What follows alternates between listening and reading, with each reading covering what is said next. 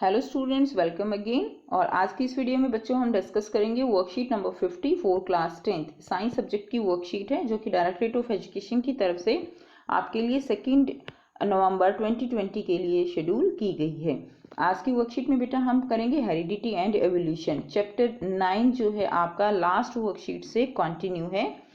एक वर्कशीट हम ऑलरेडी इसकी कर चुके हैं, अब हम इसमें नेक्स्ट पढ़ेंगे। टॉपिक क्या है हमारा? Heredity and evolution. सभी बच्चे जानते हैं हेरिडिटी क्या होती है। That is transmission of traits and characteristics from one generation to other. जो ट्रेट्स हैं, जो कैरेक्टर्स हैं, वो एक जनरेशन से दूसरी जनरेशन में पास होते हैं and that is known as heredity. Okay, now inherited traits यानी जो लक्षण एक जो जनरेशन है वो दूसरी जनरेशन में पास होते हैं। A child bear all the basic features of a human being.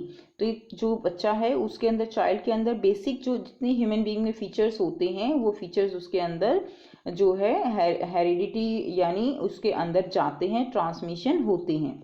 However, it does not look exactly like its parents and the human population show a great deal of variation. अब बच्चों जो parents होते हैं उनके जो characters होते हैं as it is transfer नहीं होते, किसी भी जो आगे जनरेशन होती है उसमें वेरिएशंस होती हैं। Okay, free and attached ear lobes are two variant found in human population. तो ह्यूमन पॉपुलेशन में ये एग्जाम्पल दिया गया है।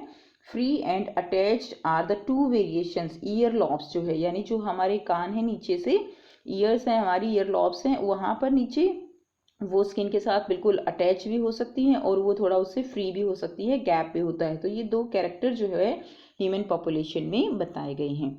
नेक्स्ट देखिए, ये कौन है? ये हैं ग्रेगर जॉन मेंडल। ये फादर ऑफ जेनेटिक्स जो है इनको कहा जाता है, क्योंकि इनका बहुत ज़्यादा कॉन्ट्रीब्यूशन रहा है हेरिडिटी को स्टडी करने में। नेक्स्ट है rules for the inheritance of traits, Mendel contribution. तो मेंडल का जो है बहुत ज़्यादा यहाँ पर कॉन्ट्रीब्यूशन रहा है इनहेरिटेंस को स्टडी करने में। The rules for inheritance of such trait in human being are related to fact that both the father and mother contribute practically equal amount of genetic material to the child. यहाँ पर आपको बताया गया है कि जो इनहेरिटेंस के rules हैं, हेरिडिटी के रूल्स हैं, उसमें क्या होता है, उसमें फादर और मदर दोनों ही रिस्पॉन्सिबल होते हैं। कैरेक्टर्स जो है कि जो न्यू जनरेशन होगी उसमें कैसे कैरेक्टर्स होंगे, क्योंकि दोनों से 50-50% जो है क्या होता है, डीएनए का ट्रांसफ़र होता है, जिसके कारण दोनों की जो कैरेक्टर्स हैं वो जो न्यू जनरेशन है उसमें एंटर करते हैं और इसलिए दोनों का डीएनए रिस्पॉन्सिबल होता है न्यू ट्रेट्स के लिए। Thus for each trait there will be two version in each child. So mother और फादर दोनों के ही जो है ट्रेट्स के चांस होते हैं कि बच्चे में कौन से जो है उसमें लक्षण होंगे।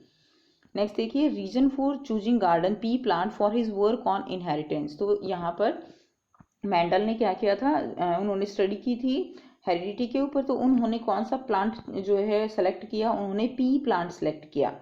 ठीक है, तो उन्होंने पी प्लांट ही क्यों सेलेक्ट किया था, उसके लिए कुछ रीजन है। Mendel used a number of contrasting visible characters of garden pea. तो गार्डन पी पे उन्होंने एक्सपेरिमेंट किया, क्योंकि जो गार्डन पी थी उसके अंदर जो कैरेक्टर्स थे उनको इजीली जो है स्टडी किया जा सकता है। कंट्रास्टिंग यानी बहुत इजीली डिटेक्टेबल है, वो एक दूसरे से बिल्कुल कंट्रास्ट हैं, इजीली स्टडी किया जा सकता है, इसलिए उन्होंने गार्डन पी को ही सेलेक्ट किया। अब देखिए, गार्डन पी का जो साइंटिफिक नेम है वो क्या होता है, pisum sativum. He choose garden pea as his experiment material because of, तो पहला रीजन क्या था, availability of detectable contrasting traits of several character. तो एक तो उसमें कैरेक्टर्स बहुत ज़्यादा हैं जो हम अभी देखेंगे, दूसरा उनको इजीली डिटेक्ट किया जा सकता है। नेक्स्ट देखिए, short life span of the plant, यानी प्लांट्स की जो लाइफ स्पेन है वो जो है शॉर्ट है, ज़्यादा वेट नहीं करना होगा, इसलिए मेंडल ने उसको जो है सेलेक्ट किया। नेक्स्ट देखिए, normally allow self fertilization but cross fertilization can also be carried out. तो नॉर्मली उसमें क्या होता है, सेल्फ फर्टिलाइजेशन, लेकिन सेल्फ फर्टिलाइजेशन के साथ साथ उसमें क्रॉस फर्टिलाइजेशन करा के भी उसकी स्टडी की जा सकती है। Next is fertilization large number of seeds produce, तो इसमें क्या है, large number of seeds produce होते हैं एक साथ, जिससे ज़्यादा वेराइटी जो है वो होंगी और ज़्यादा उस पर जो उसके ट्रेड्स हैं उन पे स्टडी किया जा सकता है। अब यहाँ पर 7 कॉन्ट्रास्टिंग कैरेक्टरिस्टिक इन गार्डन पी प्लांट यहाँ पर बताया गया है कि गार्डन पी प्लांट जो है उसमें 7 कंट्रास्टिंग कैरेक्टर्स जो है वो दिखाए गए हैं।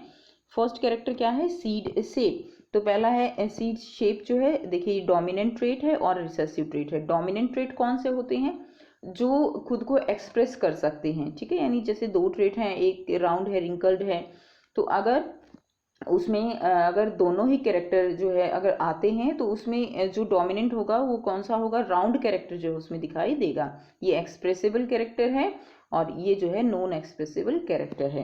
तो इसमें क्या होगा, सीड शेप जो है वो क्या है, राउंड या रिंकल्ड हो सकता है। सीड कलर येलो या ग्रीन, येलो इसमें जो है डोमिनेंट है। नेक्स्ट देखिए फ्लावर कलर वायलेट या वाइट, ठीक है। नेक्स्ट है फ्लावर पोजीशन एक्सियल या टर्मिनल हो सकती है। नेक्स्ट पॉड शेप इन्फ्लेटेड यानी एकदम फैली हुई और कंस्ट्रक्टेड यानी सिकुड़ी हुई हो सकती है। नेक्स्ट पोड कलर कैसा हो सकता है, ग्रीन या येलो दोनों हो सकता है। नेक्स्ट देखिए प्लांट हाइट, तो प्लांट हाइट, प्लांट जो है वो टॉल भी हो सकता है और प्लांट ड्वार्फ भी हो सकता है। तो ये जो कैरेक्टर हैं, ये कैरेक्टर किसके हैं, ये कैरेक्टर हैं जो पी प्लांट है उसके कैरेक्टर्स हैं। अब यहाँ पर आपके लिए कुछ क्वेश्चंस हैं। फर्स्ट क्वेश्चन क्या है, डिफाइन हेरिडिटी। हेरिडिटी क्या होती है, तो हमने अभी स्टार्टिंग में ही इसका आंसर देखा है, transmission of traits and characteristics from one generation to another, ये क्या कहलाता है, that is known as heredity. तो क्या होगा ये, हेरिडिटी। नेक्स्ट देखिए second question, the plant on which Mendel perform his experiment was, तो मेंडल ने कौन से प्लांट पे एक्सपेरिमेंट किया था, सभी बच्चे जानते हैं, gram, peanut, garden pea, pigeon pea, तो किस पे किया था, गार्डन पी, ओके, बी जो है इसका आंसर होगा। Next right the scientific name of that plant, तो आपको इसका साइंटिफिक नेम लिखना है, तो इसका साइंटिफिक नेम क्या होगा, पायसम सटाइवम, तो ये जो है इसका साइंटिफिक नेम होगा, ओके, पायसम सटाइवम। नेक्स्ट देखिए number 3, name any 2 variants found in human population, तो ह्यूमन पॉपुलेशन में आपको जो है 2 वेरिएंट्स बताने हैं, तो ये हमने किया था अभी ईयर लॉब्स का, free and attached ear lobe are the 2 variants found in human population. तो नंबर 3 क्वेश्चन का आंसर बच्चे आप यहाँ से लिखेंगे।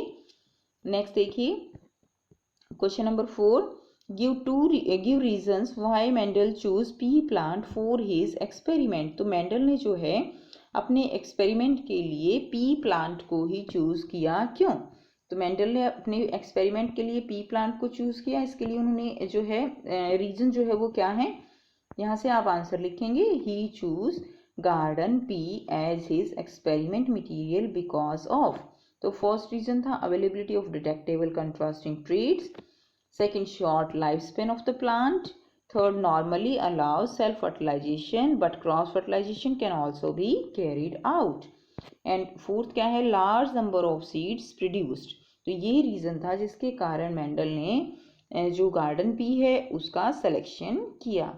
तो ये थी बच्चों आपकी आज की वर्कशीट। आई होप बेटा आपको वर्कशीट क्लियर है, कोई भी प्रॉब्लम है आप कमेंट करके पूछ सकते हो।